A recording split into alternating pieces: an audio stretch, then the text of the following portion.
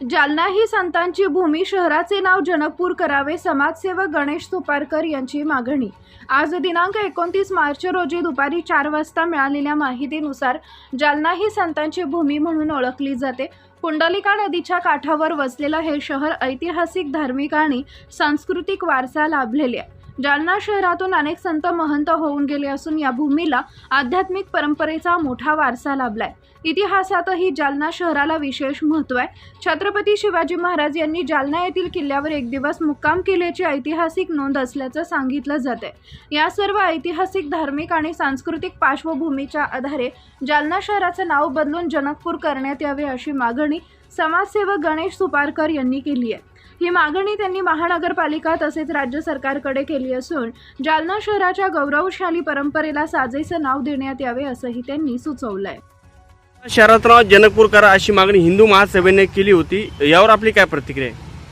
खरं तर तसं पाहायला गेलं तर ती कोणी मागणी करणं हे योग्य नाही आहे, कारण की जालना ही संतांची भूमी आहे। या जालन्यामध्ये फार मोठे मोठे संत होऊन गेलेत। आनंदी स्वामी महाराज आहेत, मकाजी महाराज आहेत, तसं छत्रपती शिवाजी महाराजसुद्धा जालना शहरात एक दिवस त्यांचं आपलं वास्तव्य करून गेलेले आहेत। आपल्या इथं किल्ला आहे त्याचं टाऊन हॉलवर, त्या किल्ल्यामध्ये एक दिवस त्यांचं वास्तव्य झालेलं आहे। आणि बरेचसे संत महंत या जालन्यात जिल्ह्यातून होऊन गेलेले आहेत। आणि ही कुंडलिका तीरावर बसलेली आहे, कुंडलिका नदी आहे। या ठिकाणी रामतीर्थासारखे क्षेत्र आहे, ज्या ठिकाणी रामाचं रथ गेलेलं आहे। म्हणजे ही पूर्व काळापासून ही फार मोठी संतांची भूमी आहे। आणि जालना शहरात वारकरी संप्रदायाला मानणारे भरपूर लोक आहेत, म्हणून त्यांची जी मागणी आहे ती रास्त आहेत।